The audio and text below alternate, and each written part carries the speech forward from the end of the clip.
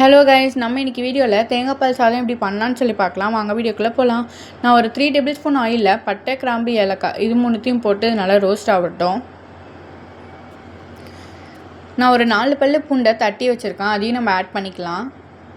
இந்த பூண்டோட பச்சை ஸ்மெல் போனதுக்கப்புறமா நம்ம வந்து ஆனியன் சேர்க்க போகிறோம். நான் ஒரு 2 பெரிய சைஸ் ஆனியனை நான் வந்து ரஃப்பாக ஸ்லைஸ் பண்ணி வச்சுருக்கேன், அதையும் நம்ம வந்து ஆட் பண்ணிக்கலாம்.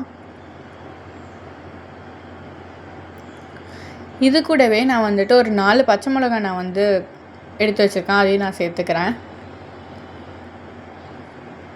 இதோட ரா ஸ்மெல் போகட்டும். போனதுக்கப்புறமா நம்ம தேவையான அளவு காய் நம்ம சேர்த்துக்கலாம். உங்களுக்கு என்னென்ன காய் வேணுமோ நீங்கள் வந்து சேர்த்துக்கோங்க.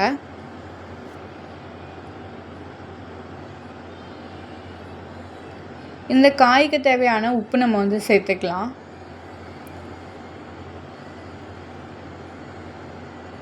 இப்போ அந்த காய் நல்லா வேகட்டும். இது வெந்ததுக்கப்புறமா நம்ம வந்துட்டு கொத்தமல்லி, புதினா இதை நம்ம வந்து சேர்த்துக்கலாம்.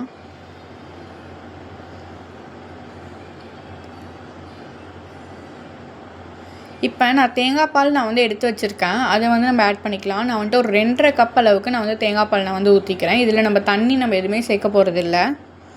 நான் வந்துட்டு அரிசி நான் வந்து 2 கப் அரிசியை நான் தண்ணியில் வந்து ஊற வச்சுருக்கேன்.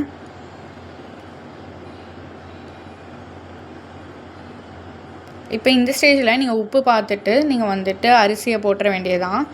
நம்ம அரிசியை நம்ம போட்டுக்கலாம். இதில் நம்ம தண்ணி நம்ம எதுவுமே நம்ம சேர்க்க போகிறதில்ல.